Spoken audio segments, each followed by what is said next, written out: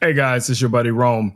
In today's video, we're going to take a look at a new offering from our friends over at GODOX. This is one of my standard run-and-gun cameras. This is a camera that I use, Sony, a camera that I use for, almost every different type of project that I might be involved in, whether it's portrait, boudoir, product photography, whatever the case is going to be. And I have been using this same GODOX trigger for probably the last 5 to 7 years, I think. I've never upgraded this trigger because I've just never felt that it was necessary based on my workflow. Now, GODOX did just recently reach out to me. One of their reps sent me out this new trigger. This one is a touchscreen trigger. So we're going to unbox this, take a look at exactly what the differences are between the trigger that I have been using for quite a long time and comparing it to this new hotness. So if you guys are into that, let's go ahead and take this back to the back desk. Y'all ready? Y'all ready? Let's go. All right, guys, let's get right to it. So here's the box, as I showed you guys a little bit earlier. Very simple. This guy just opens up. Let's take a look at exactly what comes in the box first and put that off to the side. Inside of the box, you also receive some accessories. All right, let's take a look at those real quick. Pull everything out. All right, so first thing we take a look at here is going to be our USB-C to USB-A cable. That's going to be required to charge this, but you can charge this off of any USB cable or power bank that you have laying around, so that should not be an issue. It does come with this little kind of felt pouch for the trigger. I honestly wish it had one of the hard cases like some of my other triggers have come with, but you know what? I'm not going to complain. This is still a great option. And of course, it's going to come with your starter manual. This is going to walk you through all of the features, all of the things that you can do. And there'll be a QR code in here if you want to install the app to be able to control this with your iOS or Android device. All right, so let's take our first look at the trigger. All right, guys, I can tell you it does have some significant weight to it. Feels great in the hands. All right, you have your lock button here. It has the little cover here for your connection points, and you can see it doesn't easily come off. You're gonna have to press the little button here to release that. That's really nice because that means when you are traveling with this, you don't have to worry about your connection points getting damaged. You have your focus laser right here in the front. You have other controls here. This is going to be your selection dial. You have your power and manual button. You have your trigger here for test flashes. On the back, there's very little other than the indicator light. On this side, you're going to find your USB-C for charging it. And you'll also find your sync cable connection, which is a 3.5 right here. And on the front, just a little bit of GODOX branding, as you see.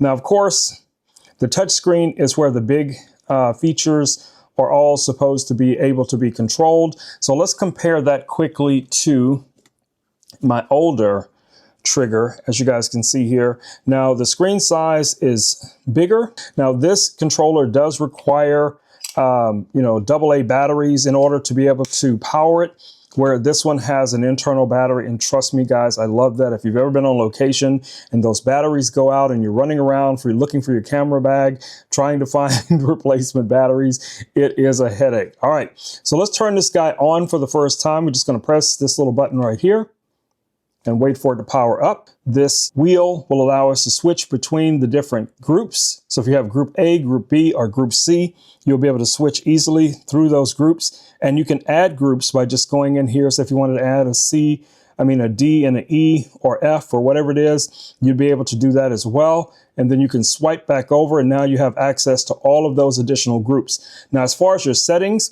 you can just swipe down, just like on an action camera or smartphones. You can swipe down here. You're going to find your menu. You have your legacy shots. You have your auto off. So you can set that to turn off at a certain time. Trust me, guys, this will save you also on location. Make sure you have that auto off turned on. And you have all of your different settings here. You can kind of go through these, your screen brightness, you can adjust that as needed. Now I still have the cover on here. I haven't removed it, but I just want you guys to see what that looks like right now. All right, let me go ahead and take that off. Maybe that'll reduce some of the reflections. All right, so there we go. So this is what the screen looks like without that little cover that comes with it. And the swiping on here is really nice, guys. It is really nice. It is very responsive. You have options of auto or manual settings, TTL. You can also change the zoom. So for instance, depending on what lens you have. So for instance, this camera here has a 90mm macro lens on here. So I would look for 90mm or whatever is the closest to that. So probably the closest to that lens is going to be 80mm or something like that. Or we could just leave it on auto where it automatically switch based on whatever lens is attached to it. You can turn on or off your modeling light. So let me connect a flash. So let's turn this guy on. All right, guys, as you can see here, now we have the trigger mounted on the camera. I can go into the trigger settings. I can switch between manual. I can switch to TTL. And what I want you guys to see is that this flash is now connected on channel 8. And I can go back and forth, but whichever settings I choose are going to be reflected here. I can turn on my modeling light. As you guys can see, all of those controls are going to be available to you at a finger's touch, which is super cool. If you've ever been on location working, you guys know exactly what I'm talking about, trying to find these proper settings during, a very busy type of event. If I want to trigger this flash, I can just press the shutter button and the flash will fire. So whenever I change any of the settings, so if I change this to 1/8 power, half power, whatever the case is going to be, it's going to be automatically reflected on this flash. And like I said, when you're on location, guys, trust me, that is a win. Now, of course, there's a bunch of other features that are built into this trigger. You have the ability to, obviously, you can use this for time lapse. You have so many different features that are built into it. But one of the most important features to me as a photographer is going to be that quick ability to switch between the groups, change power settings, adjust this however I need to, go between auto and manual, turn on and off my modeling light. Those features are very, very important to me. So if you're looking for a new trigger, this could be exactly what you're looking for. Very compact, travel friendly, much smaller than the original unit. It feels better in the hand. It feels a little bit more robust than the original unit, where you can scan, and what it'll do is it will go through and it will scan for proper channels, the best possible channels for your environment. Now, this is based on environment. So if you're in a school or a church or an office building or in a park and you're worried about interference, you can go ahead and do a quick little scan here. And then what this will do is give you potential channels that are going to be the best connectivity for your device. And trust me, that really comes in handy. I've been in situations before where I was inside of corporate buildings. The signal was fluctuating. So like right now, you guys can see the different selections. I can choose 29. Let's say we're going to go with that.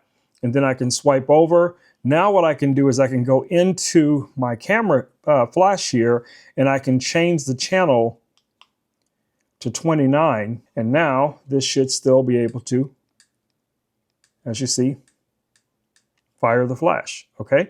So a lot of cool auto features built into this. So like I said, guys, if you're looking for a high quality trigger, built-in battery, this could be exactly what you're looking for. All right, guys, I wanted to show you really quickly here with this AD200. As you guys can see, I have it also set up to be able to control with this trigger. We are again on channel 29. This is in manual mode. So if I go in here, I can adjust the settings from the trigger, no problem. I can fire this flash perfectly from this trigger. So regardless of which of the GODOX flashes you're using or other receivers, you're going to be just perfect with this setup. All right, guys, it's been your buddy Rome with Rome Knows Tech. I just want to do a quick video doing a quick unboxing, showing you guys this really amazing new offering from our friends over at GODOX. I think this is going to become a everyday part of my workflow. The new GODOX X3 Pro S for Sony. Now, of course, this is going to come in other variants for different camera brands like Nikon, Canon, Fuji, and so on. So if you're one of those and you're using one of those cameras, this will work for you as well. All right, guys, I will see you all in the next video. Until then, stay safe. Peace. I'm out.